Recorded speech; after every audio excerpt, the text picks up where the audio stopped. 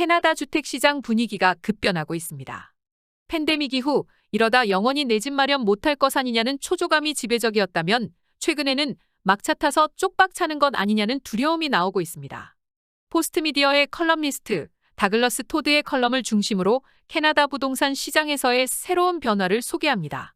우선 교외의 넓은 주택으로 옮기려는 움직임에 제동이 걸렸습니다.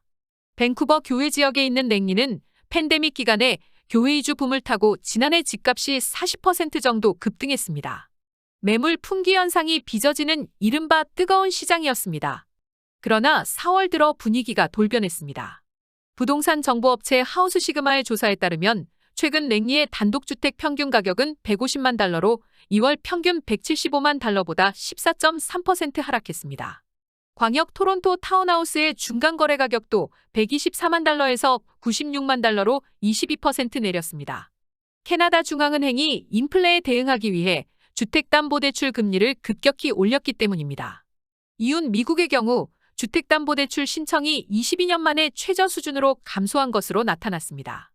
팬데믹 이후 지치지 않고 상승세를 탔던 미국 부동산 시장이 확실한 둔화세로 접어들었음을 보여주는 또 하나의 지표입니다. 불경기가 올 수 있다는 경고도 들립니다. 시중 금리 상승과 경기 침체 우려 속에 주택시장 거품이 빠지고 있는 셈입니다.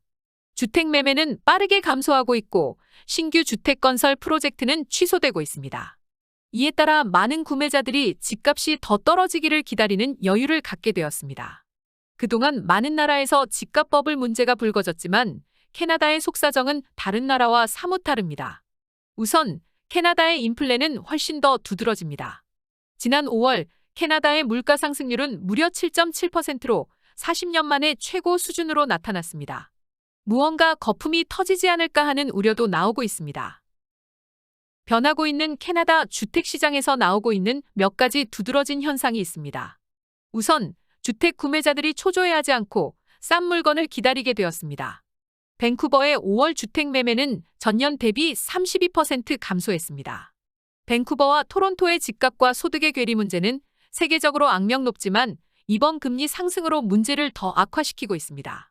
그래서 많은 주택 구매 희망자들은 이제 집값이 더 떨어져 모기지 비용 부담을 덜어주기를 바라고 있습니다. 로버트 케빅 몬트리올은행 수석 이코노미스트는 금리 인상이 캐나다 주택시장의 거품 심리를 깼다고 분석합니다. 주택 매매로 돈을 벌어보겠다는 투기 심리와 소위 소외불안 증후군인 FOMO 구매도 줄어들고 있습니다. 랭리처럼 밴쿠버와 토론토의 일부 교외에서는 이미 집값이 15% 이상 떨어졌습니다. 통산 30% 차이가 났던 도심과 교외 지역의 집값 차이는 팬데믹 이후 10% 정도로 그 격차가 좁혀졌습니다. 이제 중국인 등 외국인 바이어와 투기꾼들이 야기시킨 이상 수요도 한물거기고 도심 주택 가격도 떨어질 것으로 전문가들은 보고 있습니다. 캐나다 중앙은행이 지난 몇 달 동안 대출금리를 인상함에 따라 전형적인 5년 고정금리 주택담보대출금리는 약 1.75%에서 5% 이상으로 급증했습니다. 광역 토론토에서 집을 팔려고 내놓은 사람들은 이제 초조합니다. 지난해 집값 좋을 때 그냥 팔았으면 좋았을 텐데 하는 후회도 나오고 있습니다. 그런데 캐나다 중앙은행은 향후 18개월에서 24개월 동안 금리 인상의 완전한 영향이 피부로 느껴지지 않을 수 있다고 지적하고 있습니다.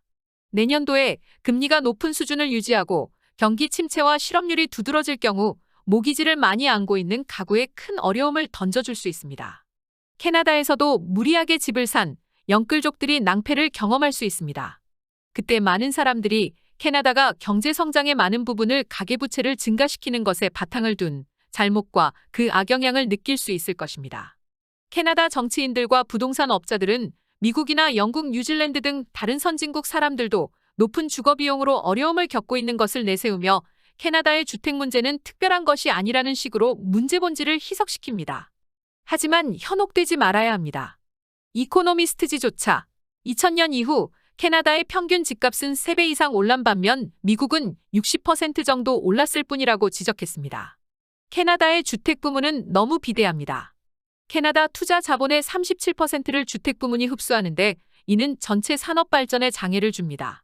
그리고 캐나다 가계의 부채는 가처분 소득의 185%로 대부분의 국가들보다 걱정스러울 정도로 큽니다. 캐나다의 주택시장은 투자자들에 의해 왜곡되었습니다. 최근 집계에 따르면 캐나다 주택담보대출의 22%가 집을 두 서너 채 소유하며 임대 놓고 있는 개인 투자자들에게 흘러갔습니다. 생애 처음 내 집 마련에 나선 사람들이 스트레스 테스트 등으로 주택담보대출을 제대로 받고 있지 못할 때 다주택 소유자들은 자신의 집을 담보로 대출을 받아 앞다투어 또 다른 집을 구입했습니다. 캐나다 정부는 부동산 투기를 막기 위해 실질적인 대책을 잘 마련하지 않았습니다. 연방 자유당 내각 장관들과 연방의회 의원들의 소극적인 태도는 다주택자들과 관련이 있는지 결코 알 수 없습니다. 주택가격 상승에 압력을 미치는 두 가지 요인이 여전히 남아 있습니다. 높은 주택담보대출 금리는 수요와 집값을 떨어뜨리고 신규 주택 개발자들이 이윤 감소로 거대한 프로젝트에서 손을 떼기 시작하면 전체 주택 공급의 감소로 이어질 수 있습니다. 캐나다는 적극적인 이민 정책으로 올해 50만 명의 기록적인 이민자들을 맞이할 것으로 예상됩니다. 14만 명의 유학생들과 45만 명의 외국 노동자들이 들어와 대도시 렌트비 상승에 압력을 가할 수 있습니다. 부동산 시장을 둘러싼 환경이 급변하다 보니 기존 집을 팔고 새 집을 사서 이사 가려는 사람들에게도 고민거리를 안겨주고 있습니다. 집 구매 계약을 하고 나서 수속을 마무리하는 한두 달 사이에 92만 불에 계약한 새 집의 감정평가 금액이 74만 불로 뚝 떨어진 경우도 나오고 있습니다. 구매 계약을 취소하려도 계약 위반 벌금과 소송에 휘말릴 수 있어 그렇게 할 수도 없습니다. 토론토 근교에 사는 주알 하비비 부부는 신랑이 끝에 매도자와 타협하여 81만 불로 낮춰 매매 계약을 끝냈습니다. 집을 살 때 고정금리 주택담보대출이나 변동금리 중 무엇을 택해야 할지도 헷갈리게 됩니다. 시장과 금리가 어떻게 변할지 모르니 어떤 게 더 좋을지 사실상 아무도 모릅니다. 주택 소유자의 절반이 5년 만기 주택담보대출을 제대로 상환하지 못해 페널티 등 더 많은 비용을 지불하고 있다는 통계도 있습니다. 새 집을 샀는데 기존 집을 팔지 못하는 경우도 문제가 발생합니다. 이 때문에 기존 집을 못 팔더라도 융자를 보장해주는 브릿지론을 신청하는데 이 경우 비싼 수수료를 내야 합니다. 이래저래 구매자들은 조심스럽고 많은 신경을 써야 합니다. 미국처럼 주택시장이 극적으로 전환하기 전에 팔려는 매물이 쏟아져 나오는 현상이 캐나다에서도 일어날지 귀추가 주목됩니다. 미국 은행은 대개 가계가 매년 갚아야 할 대출 원리금에 보험료와 세금을 더한 주택담보대출 비용이 연소득의 28%를 넘지 않으면 주택 매입 여력이 충분하다고 봅니다. 그런데 토론토에서 집을 마련하려면 연봉이 20만 불이 넘어야 합니다. 밴쿠버는 홍콩 시드니 다음으로 세계에서 가장 주택을 구매하기 힘든 도시로 조사되었습니다. 이런 비정상적인 캐나다의 주택 문제 시정을 위해 정부 차원의 적극적인 주택 공급 확대 정책과 투기 단속 정책이 필요합니다. 그러나 당장 이러다간 영원히 내 집 마련을 할 수 없다는 초조감으로 무작정 주택 구매에 나서는 캐나다판 영끌 쪽이 줄어들게 된 것은 다행입니다.